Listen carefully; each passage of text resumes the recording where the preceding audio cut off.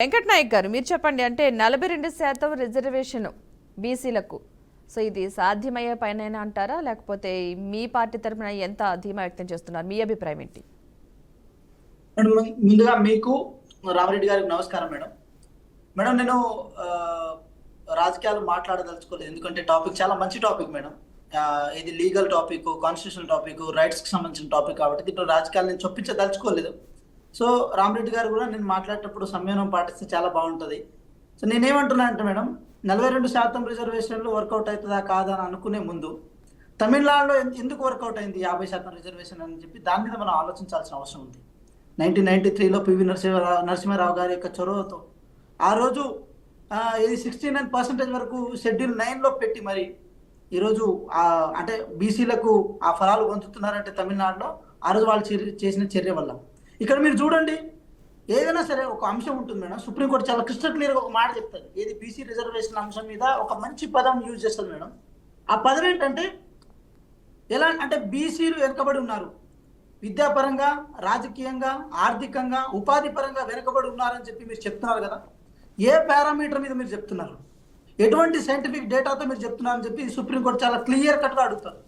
అడిగినప్పుడు విషయం ఏంటంటే మేడం, అది కేవలం తెలంగాణ రాష్ట్రానికే కాదు మేడం, ఈ దేశంలో ఏ రాష్ట్రానికైనా సరే ఆ పారామీటర్ని అడిగే రైటు ఈరోజు సుప్రీంకోర్టు తీసుకున్న తర్వాత మేము దాన్ని బాధ్యతగా తీసుకున్నాం. ఎందుకంటే బీసీల రిజర్వేషన్ పెంపుదల అనేది రాష్ట్ర సబ్జెక్ట్ కాదు మేడం, అది కేంద్రంలో ఉన్న సబ్జెక్ట్ అది.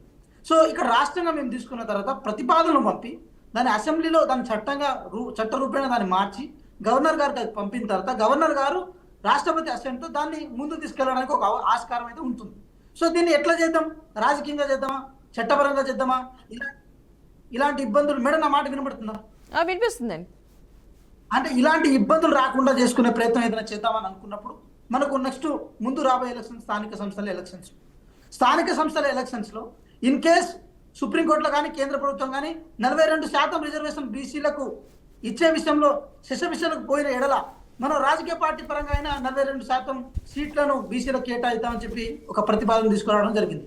సరే, ఈ ఎలక్షన్స్ వరకు చేసుకుంటూ కనుకపోతే అది ఎలక్షన్ స్టంట్లో భాగం అవుతుంది, దానివల్ల నిజంగా బీసీ నినాదాన్ని మనం బలాన్ని ఇచ్చినట్టు ఉండదని చెప్పి ఈ రాష్ట్ర ప్రభుత్వం గౌరవ్ భట్టి గారు దాంతోపాటు క్యాబినెట్లో ఉన్న చాలామంది పెద్దలు ఆలోచించి దాన్ని మార్చిలో ఇది మనం చట్ట రూపేణ దాన్ని మార్చిన తర్వాత కేంద్ర ప్రభుత్వానికి మనం ప్రతిపాదన పంపుతాం, మనం రిక్వెస్ట్ చేద్దాం, సుప్రీంకోర్టు గైడ్లైన్స్ కూడా ముందుకు తీసుకెళ్లే ప్రయత్నం చేద్దామని చెప్పి తీసుకునే ముందుకెళ్ళింది మేడం. మీరు ఇక్కడ ప్రధానంగా ఒకటి గమనించండి, ఈడబ్ల్యూఎస్ రిజర్వేషన్ కూడా 50% క్యాప్ని దాటి ఉంటుంది మేడం. అయినా సరే దాన్ని చేయడానికి ప్రధాన కారణం ఏంటంటే సుప్రీంకోర్టు ఈ ఈడబ్ల్యూఎస్ రిజర్వేషన్లో భాగంగా ఏది ఓసీ కులాల్లో కూడా వెనుకబడిన వాళ్ళు ఉన్నారు, వాళ్ళు ఆర్థికంగా, రాజకీయంగా, సామాజికంగా అన్ని విధంగా వెనుకబడిన వాళ్ళు చాలా మంది ఉన్నారని చెప్పి, ఎకనామికల్ బ్యాక్వర్డ్నెస్ అనేది ప్రధానంగా ఉందని చెప్పి వాళ్ళని అప్లీట్ చేసే విషయంలో సుప్రీంకోర్టు గైడ్లైన్స్ మేరకు కేంద్ర ప్రభుత్వం దాన్ని చట్టాన్ని చేసింది. అదే ప్రతిపాదన ఎందుకు బీసీల విషయంలో వర్తించదు మేడం? ఎందుకు వర్తించడానికి మనకు ఆస్కారం చూపించొద్దు? సో నేను అందుకు ఈ విషయం అయితే ఒకటి అడుగుతున్నా మేడం. ఇక్కడ నేను ఏ అంశాన్ని రాజకీయ కోణంలో మేము చూడలే మేడం. ఎందుకు చూడలేదంటే బీసీ రిజర్వేషన్ అనే అంశం ఎప్పుడైతే రాజకీయ కోణంలో మనం ముందు తీసుకెళ్లే ప్రయత్నం చేస్తామో, కాంగ్రెస్ పార్టీ మీద బీజేపీ దుమ్మెత్తిపోయడమో, బీజేపీ మీద కాంగ్రెస్ పార్టీ దుమ్మెత్తిపోవడమో, లేకపోతే బీఆర్ఎస్ మధ్యలో దాన్ని గేలు చేయడం లాంటి ప్రక్రియలు జరిగే ఛాన్సెస్ ఉన్నాయి.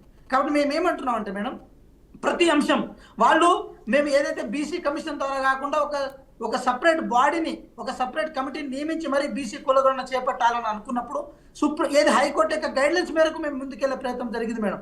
మేము ఎక్కడ హైకోర్టు గైడ్లైన్స్ దాటి వెళ్ళలేదు, సుప్రీంకోర్టు గైడ్లైన్స్ దాటి వెళ్ళలేదు, కాన్స్టిట్యూషన్ అంశాన్ని ఎక్కడ మేము దాటి వెళ్ళలేదు.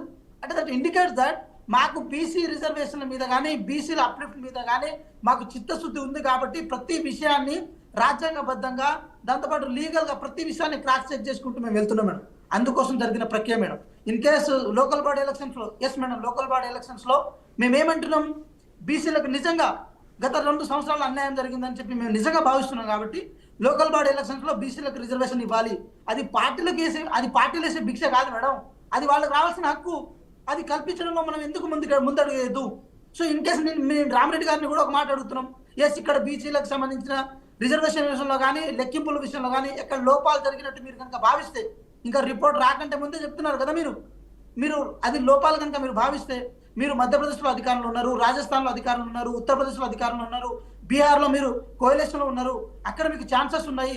అక్కడ మీరు చాలా చట్టబద్ధంగా, చాలా చిత్తశుద్ధితో మీరు చేసిన తర్వాత మాకు అక్కడ నుంచి రిఫరెండంగా మాకు ఇచ్చే ప్రయత్నం చేయండి. ఆ గైడ్లైన్స్నే మేము తీసుకుంటాం.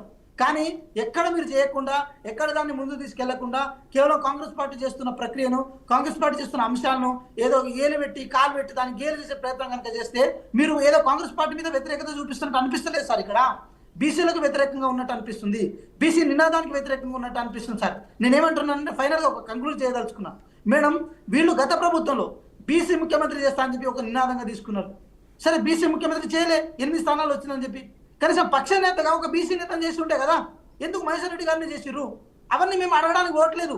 కానీ ఇక్కడ మీకు అవకాశం ఉంది ఏంటంటే, ఇక తెలంగాణ రాష్ట్రంలో బీసీని ముఖ్యమంత్రి చేస్తా అని చెప్పి మీరు ఎట్లా అన్నారో, రేపు బీసీల యొక్క ప్రాతినిధ్యం కూడా లోకల్ బాడీ ఎలక్షన్స్ లో బాగుంటే బాగుంటుంది. మీరే చెప్తున్నారు కదా, కింద నుంచి నాయకత్వం ఏది ఎస్టాబ్లిష్మెంట్ అవుతుంది, నాయకత్వం అనేది కింద నుంచి వస్తుంది. కాబట్టి అక్కడ మనం ఎంకరేజ్ చేయాల్సిన అవసరం ఉందని మీరు చెప్తున్నారు కదా. ముఖ్యమంత్రి స్థాయిలో వద్దండి, కింద నుంచి ఎంకరేజ్ చేసే విషయంలో 42% రిజర్వేషన్ అంశాన్ని అటు కేంద్రంలో మీరు సహకరించండి, ఇక్కడ కూడా మీరు సహకరించండి, మీ సలహాలు సూచనలు ఇవ్వండి. మేము ఇన్ కేస్ ఏదైనా పొరపాటు చేసిన ఎడల మీరు ముందుకొచ్చి ప్రశ్నించండి. కానీ నోటుతో చెప్పి నొసలుతో వెక్కరించొద్దని చెప్పి మేము బీజేపీ నాయకులు చెప్తున్నాం. అదేవిధంగా బీఆర్ఎస్ పార్టీ సంబంధించిన విషయంలో కూడా అసెంబ్లీలో ఒక మాట, బయట ఒక మాట చెప్పి మాత్రం అటు బీసీల చెవిలో పూలు పెట్టే ప్రయత్నం చేయొద్దని చెప్పి మేము కోరుతున్నాం.